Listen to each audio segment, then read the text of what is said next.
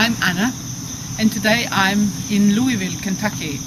I'm here to visit Carla Rueckert for an interview about the Law of One and the raw material which she wrote and channeled in the beginning of the 80s. So come on in.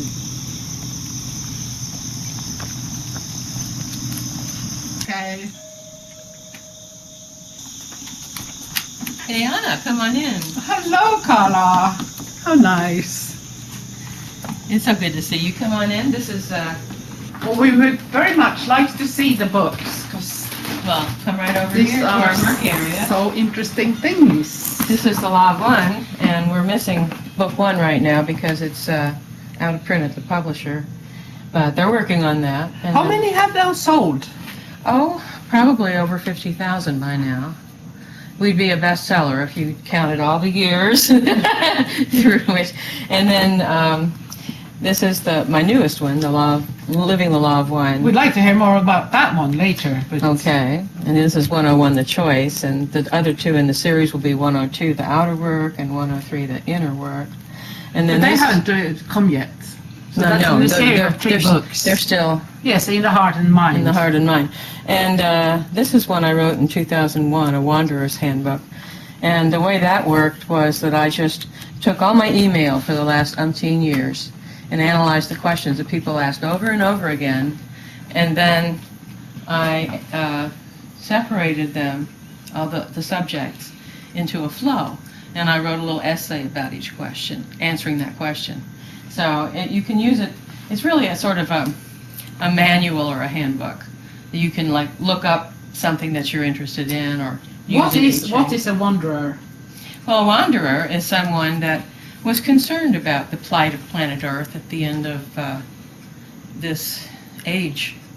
And they wanted to help the harvest. So a lot of people who come from elsewhere have incarnated in waves on planet other Earth. planets? From other planets, right. And have incarnated in waves here on planet Earth with the object of lightening the consciousness of planet Earth. Well, something happened to this book. And this is a Book of Days. It's channelings from the Holy Spirit. That is a beautiful book. Well, thank you. It's the fruit of my work in the 90s on becoming a better channel, and I kept practicing my tuning and challenging for many, many, many days right after morning offering. And we took the best 366 leap year of those little readings from the Holy Spirit, and we made a book out of them. I think it's a real sweet. This is the first nonfiction book that Don Elkins and I wrote. It still bears reading, I think, because he was so much ahead of his time. Secrets of the UFO. Secrets of the UFO. Yes. And let's see, what else do we have here? This is the first fiction that Don and I ever wrote, probably the last two, and it's called The Crucifixion of Esmeralda Sweetwater. It was an amazing book because we wrote it in 1968 and 69, and it began coming true in 1974. And this, we're very happy with. This is a book that just came out this month. It's Light Lines, the first 25 years, and Light Lines is our newsletter, so it's the best of our channeling, picked out by Jim DeWitt, my husband right here, who's been with the research group since 1980. Let's see, is there anything else I could show you? There's one there. We have the channeling handbook. Yes. Okay, this very interesting. channeling handbook was written after I finished doing the work that shows up in a Book of Days here. And I just wrote down what I knew about channeling. I don't teach people to channel in it, but I help people that are already channeling to hopefully channel better.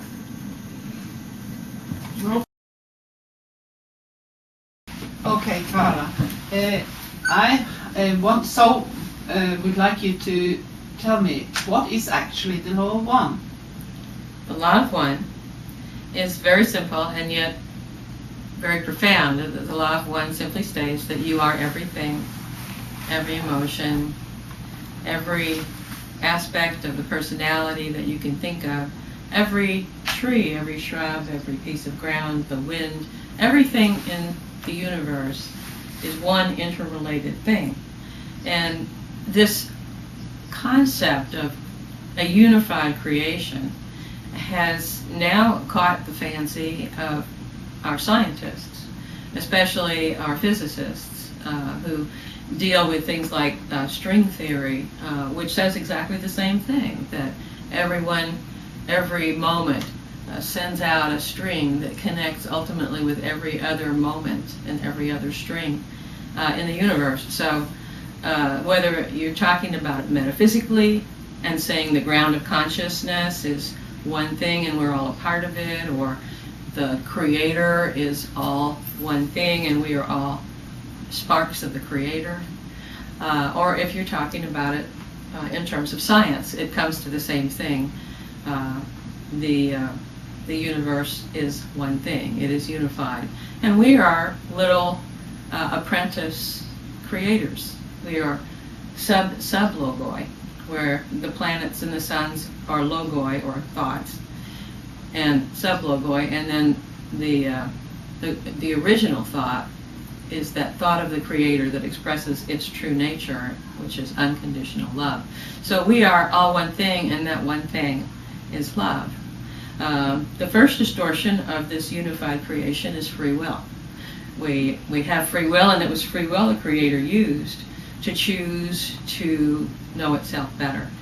And so it created all that there is in this creation, and is observing with great interest as each of us, sparks of the creator, gather experience and offer it as we pass into larger life to the creator as the gift of our incarnation, so that the creator is constantly learning things he did not know about himself, because of the fact that we, with our free will, are choosing experiences and then choosing how we wish to respond to them. The manifestation of the creator is the third distortion after free will and love, or the logos, is light. And light is what is used to create all of the illusions, all of the energy fields that are you and me and this floor and the chair I'm sitting in and the neighborhood in which we live, and so forth and so on, until all the energy fields are subsumed into the infinite creator. So that's a tiny little summation of the beginnings of the law of one. The implications of it are very extensive, because if you see that you are a part of the creator and your job is to become aware of who you are and what you're doing here, then you are able to use all of these distortions or laws of the law of one in order to figure out who you are and figure out what you're doing here, and gain experiences knowing yourself to be an ethical being that has the opportunity to choose whether to be of service to self or of service to others, which are the two basic choices which the law of one material suggests we have, so that you can graduate in service to self, or you can graduate in service to others. But of course, most of the people that I know, most of the people on planet Earth, I think, are service to others oriented and really want to help each other and love each other. Well, we have to hold there, because this is a very central point, and I think you still need to explain to us the difference between service to self and service to others. What do you really mean? All right. Service to self is an energy that is attractive, contractive, is pulling from the creation to the self for the benefit of the self, without regard to the benefit of others. So service to others, on the other hand, is radiant and expansive and inclusive, and sees all of those entities in the creation besides the self as other selves, and sees those other selves as opportunities to be of service to others. So if you had a peanut butter sandwich and you decided that you were going to eat it, a service to self entity would sit down on the curbstone, regardless of how many homeless people were around, and he would eat his sandwich. A service to others entity would break the sandwich in half and give half to someone else, or if he were a Christ-like entity, he would just give the sandwich away. So really, it comes down to numbers in terms of reporting on what the law of one entity Ra said. Ra said that basically if you were of service to others, if you had it in your mind to be of service to others over 50% of the time, 51% or higher, you were service to others oriented, and that is the minimum requirement for graduation in the positive polarity, so that you can go on to a positive fourth density polarity planet and learn all kinds of new lessons. The rules for being of graduation caliber and service to self are quite harsh. You have to be thinking of yourself to the exclusion of all others 95% of the time. So the 5% service to others and less is graduation caliber service to self entity. 51% up to 100% service to others is graduation caliber positive polarity. In between the 5% and the 51% is a sinkhole of indifference, as the Ra group called it, which means that many of us here, we vary. We do something that's of service to others, then we do something that's of service to self. We never really get a good thing going. We're just vacillating back and forth and not developing any power. So in order to develop power, we have to keep choosing to be of service to others until we get over that 51% mark, and then just keep on doing that. And that is why people do not have to know about the law of one or any spiritual principle whatsoever in order to graduate. All they have to do is be of service to others. And how many people do you know, just thinking back to the people in your life, that are far more than 51% service to others, that are quite innocent of any intellectual seeking? They just do the right thing because it feels good to them, because they're good people, and they will graduate just fine. Does that explain it for you? Oh, thank you.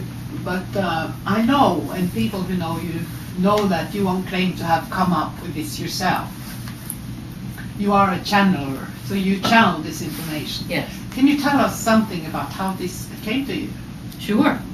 When I was raw material. Yeah. Well, it's a long story. It has to start way before there. When I was a freshman in college, I discovered that a professor across the street in the School of Engineering at the University of Louisville, Don Elkins, was starting a silent meditation group. Now, he was doing it as a scientific experiment. He wanted to find out if he could create extraterrestrial communications in a group. He had found some information in material from a Detroit group called Man, Consciousness, and Understanding, which was developed by Walt Rogers, and he learned about it from a fellow named Hal Price, who had moved from Detroit to Louisville. Don got this brown notebook information and read how you created a contactee group without the fuss and bother of an actual close encounter of the third kind, and thought, now this is worth trying. And so he gathered together 12 of his favorite students of physics at Speed School, and I was the girlfriend of one of those students and heard about it, and I said, well, ask Professor Elkins if I can join the group as well, and he said, sure. So these 12 gentlemen and I sat in silent meditation each Sunday night, just year-round for years. And as a matter of fact, we're still doing that, except we've switched it to Saturday night. But weekly, we sit in meditation, and it's silent except for when we choose to channel. Well, the original 12 gentlemen all learned to channel, but I had never come into it for that reason. I didn't particularly want to channel. It didn't appeal to me. So I just laid back. I was a lurker. But 12 years later, of course, down the road, all of these students had graduated, had moved away, and we ran out of channels. So Don said, well, in order for this experiment to go on, in order for me to keep collecting material, I need you to learn to channel. And so as a kindness to him, and also because of the fact that I worked for him and wanted to be a good worker, I said, okay. I was reluctant, but I did it. And it took me a while. I mean, my first channeled message was, we are Hatan and we are having trouble with this instrument. And it went on from there. And after about 2 months, I got to be competent as a beginning channel. And I began noticing ways in which I could possibly make the process a better one. And so that led to a very intensive study of mine from about 1976 to about 1986 or 87, where I was trying to learn the principles of how you really do a good job of it. Channeling is very easy to do. It's very difficult to do well. So, you know, my hope was that I would begin at one point doing it well, and I'm still hoping for that. But as I learned about how you prepare for channeling, I began to refuse to take specific questions or fear-based questions, because the contact with the Confederation of Planets and Angels in the service of the Infinite Creator is a spiritually based contact totally. It has nothing to do with Earth. There are no inner guides involved. Inner guides have a perfect right to get into your stuff and say, well, you should be doing this, or you should pick this job over that job, or in your past life you were this and that. The Confederation won't do that. And if you ask them to do that, they will refuse. Now, people that have ego involved will try to channel anyway, and they'll just detune and they'll get a different contact. But I didn't want a different contact. I wanted the Confederation contacts that I liked so well. So I began to refine what questions I would accept as the beginning of a channeling session. And then I worked and worked on tuning myself up, because I felt that the way this worked was I was like a radio or a musical instrument. You could use either of those analogies. If you're a radio, then you're tuning to the highest and best station that you can get on that radio. If you think of yourself as a musical instrument, then you're wanting to put yourself in tune with the vibration of the Infinite Creator that's the highest and best that you can sing. And however you can think of that connection, you tune yourself up before you ask for a contact, and then you ask for a contact that is compatible with your tuning. And I always ask for the highest and best contact I can carry in a conscious and stable manner of the consciousness of Jesus the Christ, which is unconditional love. And for many, many years now, I've gotten the same source, Kuo. But where the law of one came in, where the contact with Ra came in, was that in 1980, after I'd been studying channeling for some time and trying to get myself to be a purer and more refined channel, I was channeling, working with an advanced student one day, and Don was also sitting in the circle. And Ra came in, and the first time Ra came in, I was quite conscious, so it's very reassuring to me at this late day that I was able to challenge Ra, not once but 3 times, in the name of Jesus the Christ. And Ra had no trouble saying that Jesus is Lord, no trouble at all. And I repeat that 3 times because I figure, well, I might be off a little bit on my concentration once, maybe twice, but hardly 3 times. By the 3rd time, I'm really in the zone. So I do repeat the challenge, and Rob met the challenge just fine. So I let go, and what happened was very unusual, unique, in fact, in my experience. I went to sleep. That's the way it felt. And I continued channeling in that state. I guess you'd say it was a trance state. Don called it a tuned telepathic trance state. The scientist, you know, has to get it right. But anyway, always after that, the Ra group explained in that very first session how to, he gave Don and Jim McCarty, who is the 3rd member of our research group, a little ritual about the law of one, and they would walk a circle around where I was lying. And as they walked the circle and did their little ritual, I would go to sleep or go into trance. And so Don had a conversation with the Ra group that lasted almost 4 years. And 106 times he and Ra conversed. Don would ask the questions and Ra would provide the answers. And I think probably these 4 volumes of the Law of One are the gift of our work, or the fruit of our work, that is most well known. Unfortunately, it's often considered quite dense and quite difficult to read. Not by everybody. Some people are so tuned to the Law of One that they could have a second-grade education and they'd still get it. But other people are struggling intellectually to get it. So some of the information in the Law of One is quite dense and resembles German philosophy in the fact that they create words. For instance, we are seen by those of the Ra group as mind, body, spirit complexes. Now, why would they not say person? Well, because they're trying to say how they see a person. A person is a mind, a body, and a spirit in a complex that unites all 3 of them into one energy field. And this is how the mind works, this is how the body works, this is how the spirit works, this is how they work together.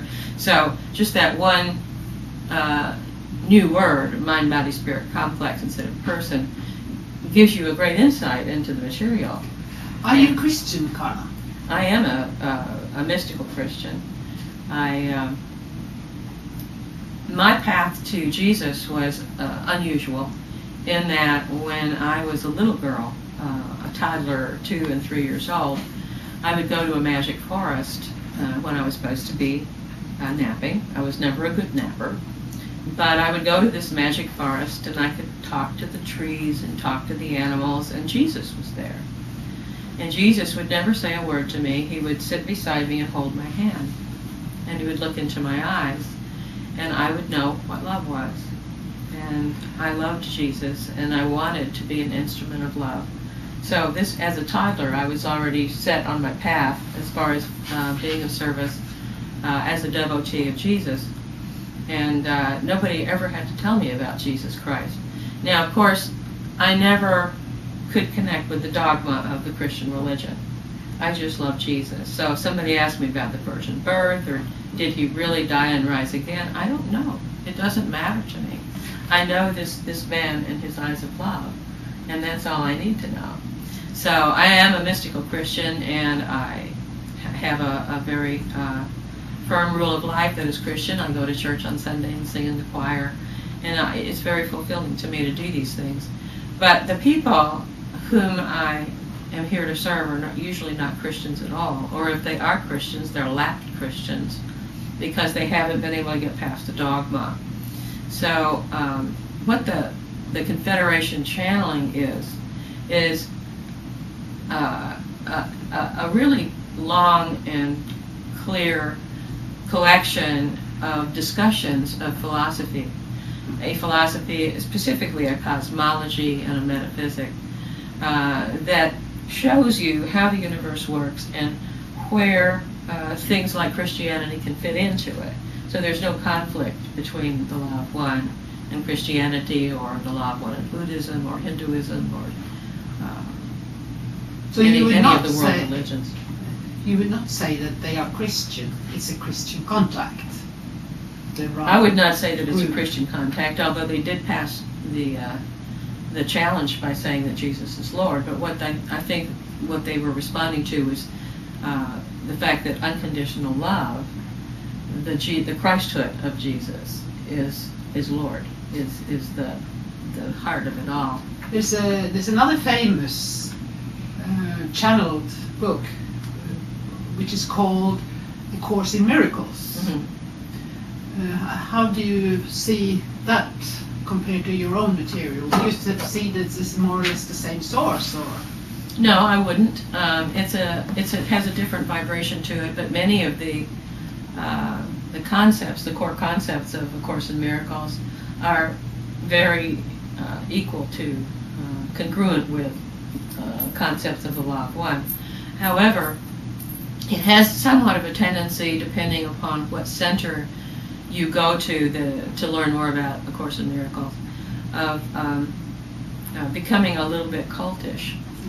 And so people are sort of carrying around their Course in Miracles book and spouting it off to people and trying to bring people into the barn of what they believe, where I have never felt the need to do that at all, and know that if the Law of One material or Confederation material in general is useful to someone, they will find it, and it will find them. So I've never been aggressive or a proselytizer in any way. And I think that that is helpful to some people who don't want to be pressured, don't want to be pushed, don't want to have to believe in this or that. They just want to know how things work. And I think that's really the difference there. So I have noticed that you are very sensitive, that you are not promoting any cult attitudes or anything like Yes, that. I think that that's one of the greatest mistakes that a group of channels can make, is to attempt to create some kind of organization that will last and that will flourish, and you know, we need this and we need that. It's a temptation always to go for donations and try to get your members all in a line and fit in one box, but it doesn't really serve the seeker. And really, the heart of my personal mission is to serve seekers. And so I have to look very carefully at the influences that I allow in this group. And I think that if there is a cult of personality that starts up, or if somebody tries to make a Bible out of the books of the Law of One, anything like that, it's going to limit and narrow the ability of this resource to serve the seeker. So I want it just to be out there as free as possible to engage the seeker where he is. The way I see you, from studying the books and from knowing you a little bit, is that you are quite intellectual also. Well, I think that's probably true. You read books all the time. I do, but I have to confess that the books that I read are stories, romances, science fiction, potboilers, whodunits, you know. So I'm not a serious scholar. When you channeled the Law One, but it was Don who got all his all his questions answered. Well, Don was the questioner during this contact. I was Ra always called Don the questioner, Ra called me the instrument, and he called Jim the scribe. And that was because Jim always transcribed the sessions from tape. And I think it takes a group to pull in a contact. So even though... Of that caliber. Yeah, of any caliber. Mm-hmm. So even though I was the channel, the responses that I got from the Ra group were those responses because of Jim, Don, and me. And I think one of the greatest mistakes that that mediums make if they're trying to bring in what I call an outer contact or an extraterrestrial contact is to work alone or with just one person, because it takes 3 people to universalize the information. So if you have one person channeling, it will be completely biased according to what one entity is trying to explain to you. If you have 2 people receiving information, the information will be biased according to the dynamic between the 2 of you. However, if you add that 3rd person, you universalize the material. It can't be simply the dynamic of person 1, person 2, and person 3. It will be the dynamic of the universal human. So, not only for battery power, which is what your people battery group, power, are for, but for the integrity of the material, it's best to have at least 3. Not necessarily more than 3, but at least 3 people in the group to universalize the material. It's not necessary if you're channeling your inner guide. You can do that all by yourself because it's biased in the first place. But this particular type of channel is trying very hard to be unbiased and to give information in emotionally neutral words and in the most universal vocabulary that can be found. So one wonderful gift of the material is that it meets you where you are. It isn't a material that will only work for you if you're a Christian, or if you're not a Christian, or if you're a Buddhist, or if you are a follower of Islam. It will work for you if you're seeking answers to the great universal questions of life. And they say themselves that what they're offering isn't anything new. There's nothing new under the sun. They are offering the information in a certain pattern or shape that hopefully maximizes its use to the seeker who wants to know the truth. And I think it's remarkable that Don had the training that he did. He was trained as a scientist, he was trained as a mechanical engineer and physicist, and he taught physics and mechanical engineering. His mind worked in a certain way. Also, since 1955, this was 1981, 25 years later, he was working on his own answers. You know, what is the paranormal? Is there life after death? Is reincarnation right? What about ghosts? What about UFOs? He searched diligently and deeply for years and years and years before he came on this entity Ra. So when he asked the questions, he asked them in a way that is distinctly more modern, shall we say, than most people who have the background that I do, arts and liberal arts, fine arts, philosophy, literature. He was coming from a very practical, down-to-earth point, but at the same time he had a great breadth of awareness, lots of awareness of the work of a large number of people who were doing research in this same fringe area. And there have been very good scientists that have done work in this area over the years, and he was familiar with all of them. So he didn't start from zero. He started from a very informed point of view. And then another thing that was remarkable about the contact was that if you listen to one of the CDs that have the Law of One audio on it from our site, you can hear Ra speaking like this with no break between sentences or words or ideas. And so how do you see this Law of One being a tool of the hands of the masters of the world to gain a good life, to gain the freedom that we all long for? Well, I think that people... Is it on one-on-one basis? Can you see it being used in Africa? Or how, do you have any visions about that? Well, my vision for the Law of One is simply to make it available. I think that the material speaks for itself, and I don't feel that anybody has to be saved. I think that people wake up according to their own alarm clock, not mine, and not anybody else's. And I think that if you hassle somebody before he's ready to wake up, he's just going to grumble and turn over and go back to sleep. So I do see myself as sort of a snooze alarm, where, you know, let me have your ear for a few minutes, and I'll talk to you about the Law of One, and then you can roll over and go back to sleep. But I don't do it aggressively.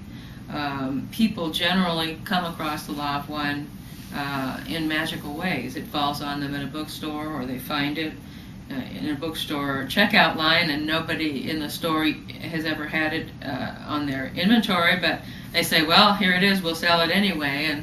And this happens over and over again. Actually, it falls on people a lot. Could you shortly explain the difference between a dimension and a density? Well, Ra uses both terms interchangeably, but in point of fact, dimension indicates how many aspects there are. For instance, in a third density, you've got 3 dimensions of space. You have this dimension, and that dimension. Length, width, and breadth, plus 1 dimension of time. In fourth density, you have 6 dimensions. You have 3 dimensions of space and 3 dimensions of time. So there's quite a bit more flexibility and quite a bit more ability to manipulate the physical world. And yes, you do still have a physical body in fourth density according to the Confederation, but you are able to do much more with it, and it's not a chemical distillery anymore. So you don't have to eat and excrete, and it's not quite as messy a business to live, which would be nice. But to get back, let me finish about third and fourth density. Whereas a density is how dense the light is with information, basically. So third density light, fourth density light are not the same. So that's why the choices is greater in the fourth than in the third, because the light is denser with information. Right. And as people walk these steps of light, if they stop where they're comfortable, and where they're comfortable is still in third density, then they just go for another master cycle of third density on another planet, because this planet is going to become fourth density positive, according to the Confederation. If you've made it past for third density, fourth density declivity, and you're on the steps of light in fourth density, then you've graduated. And I think a lot of the wanderers that are here now will actually just keep walking those steps of light right back to their home density.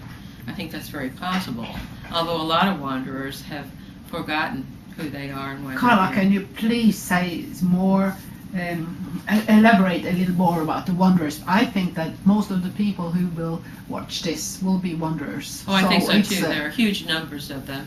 The Ra group, for instance, said that and this was 30 years ago, said they spoke to something like 63 million people. And that means that number of people then were compatible with the vibrations of the Ra group. I imagine that number is hugely magnified now, because we've had 2 more waves of wanderers since then.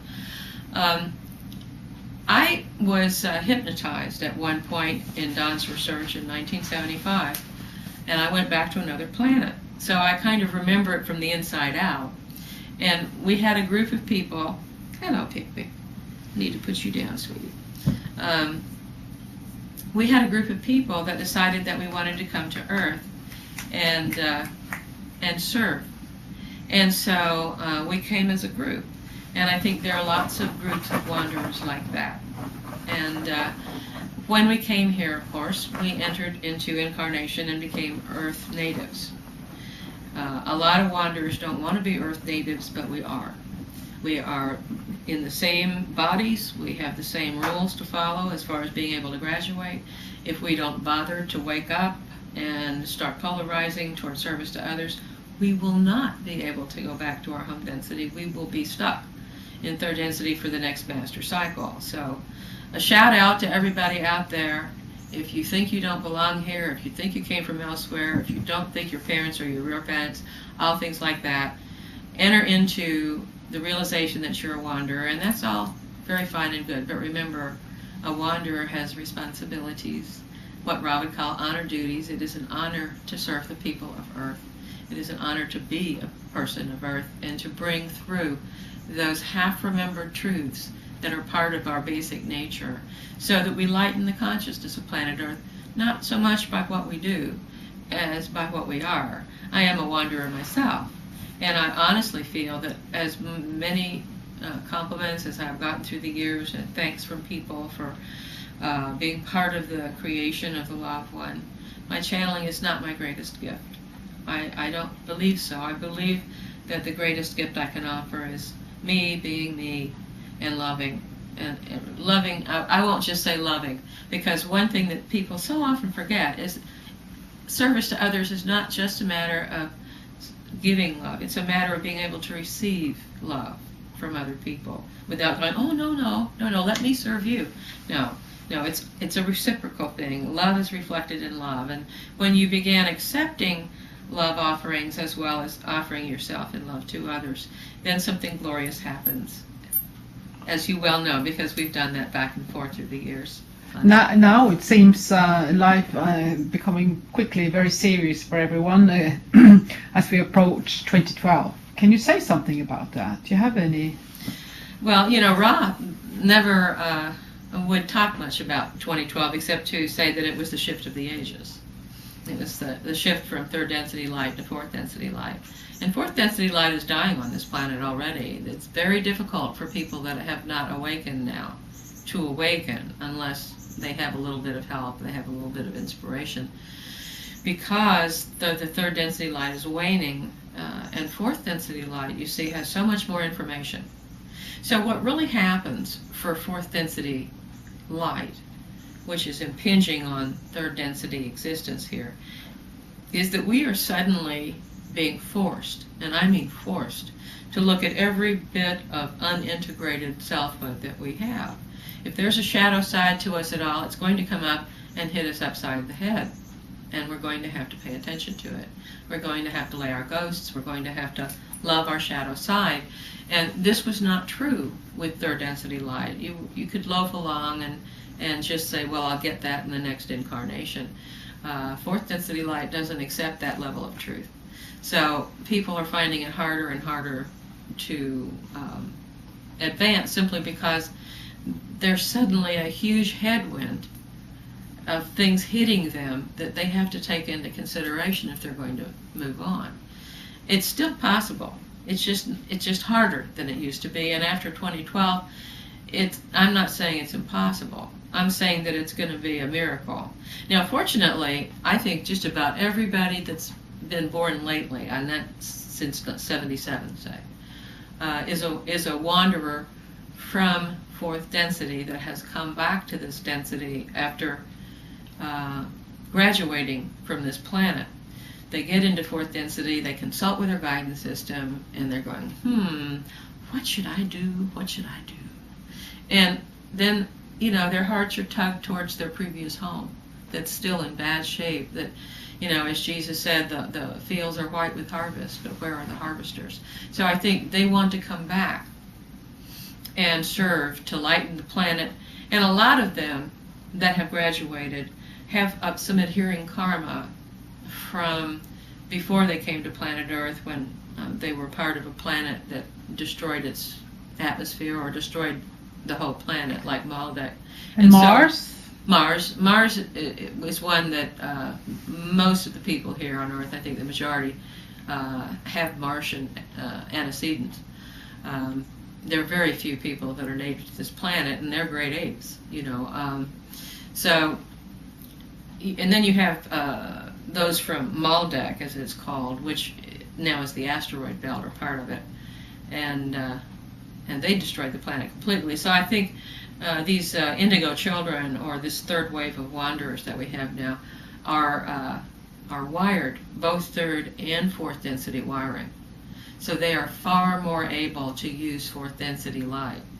And I think that they are still going to be able to work with third density after 2012. And people say, well, there won't be a third density after 2012. Well, au contraire, there will be, as far as I'm concerned, because it's not one planet and it shifts from this density to that density. It's one planet with all the densities in potentiation, and some of them activated. Right now we have first density, that's the density of minerals and the wind and the water and so forth. We have second density, which is the density of animals and plants, which are aware, but they are not self-aware or self-conscious. Then we have the third density, which is activated. And third density is the density of humans, self-aware, conscious beings that are driven by their very nature to realize that they are ethically motivated beings who wish to follow the dictates of their ethics. When you say it's not activated, does that mean it's not activated in most of us? Is that what you mean, or are you That's right. It could be activated in those who do enough seeking and who begin to activate, say, their green ray body. We are now in yellow ray bodies, the third density. Yeah. The fourth ray is the heart chakra, and that's the density of love and understanding. So it's entirely possible, if you do enough work with the open heart, to activate that density within yourself, so that you personally have access to fourth density. And that is what I hope to do in my life, is to live as if I were in fourth density. It's really a time when people are waking up globally, not just in one country or another, but all over the globe. So I think that the picture, as far as what's actually happening as we enter the harvest period, is that the harvest is growing by leaps and bounds. People are waking up. People are making their choice of positive polarity and saying, yes, I want to pay it forward. I want to serve. And it's a very exciting time to be alive as far as I'm concerned. I know that it will be a very difficult and chaotic time. It's not just my own instincts that tell me this. There are all kinds of well-founded worldviews that we have, like the Native Americans, the Mayans, and so forth, that tell us this is a time of chaos. The Pyramid Inch, which has been thoroughly discredited by those who don't like the Pyramid Inch, also suggests there's a time of no time. There's a chaotic time in between 2012 and about 2039. So we can expect unusual weather experiences, economic disasters. Whatever is going to happen, it will not destroy the earth, but it will make things uncomfortable for people. Inconvenient was the word that Ra used. He said the inconveniences have begun. Now, Ra wouldn't talk about 2012 much, except to say that we do not quibble with the circumstances that bring about harvest. In other words, they're here to help with the harvest. They're not here to help with the chaos. So, the great thing for everyone to do as 2012 looms is to get on the path of service to others and then settle down, give it the light touch, and nurture and cherish and love the things around you, and find ways to cooperate with this commotion and this chaos that's occurring.